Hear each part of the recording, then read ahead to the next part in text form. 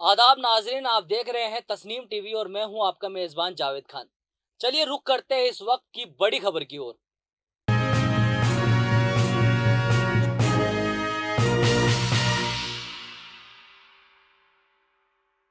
पिछले दिनों हर हर शंभू भजन गाने के बाद सुर्खियों में आई मुस्लिम सिंगर फरमान नाज सुर्खियों में छाई हुई है।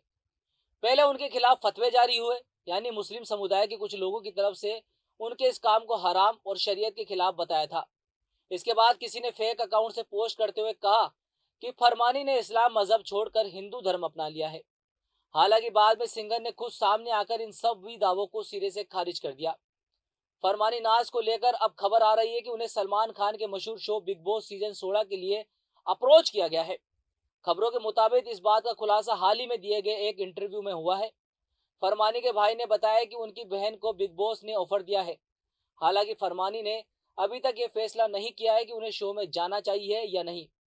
उन्होंने कहा कि मेरी बहन को चीख चिल्लाहट और झगड़ा करना पसंद नहीं है और बिग बॉस में तो यह आम बात है, इसलिए फरमानी के लिए इसका फैसला करना थोड़ा मुश्किल हो रहा है। इसके अलावा उन्होंने ये भी बताया कि बिग बॉस पर पंजाबी सिंगर सपना चौधरी जब आई थी तब उनके साथ भी लोगों का बर्ताव खासा अच्छा नहीं था और इसीलिए फरमानी को डर है कि उन्हें बाकी घर वाले किस तरह से अपनाएंगे। अगर फरमानी इस ऑफर को कबूल करती है तो ये पहला मौका नहीं होगा जब वो किसी टीवी शो में नजर आएगी। आपको बता दें कि इससे पहले फरमानी नाज रियलिटी शो इंडियन आइडल 2021 में परफॉर्म कर चुकी है। उन्होंने एक टीवी इंटरव्यू में खास बातचीत करते हुए कहा था कि उनके पति उनके साथ बहुत बुरा बर्ताव करते थे, उनका भाई ही उनके लिए सब कुछ है।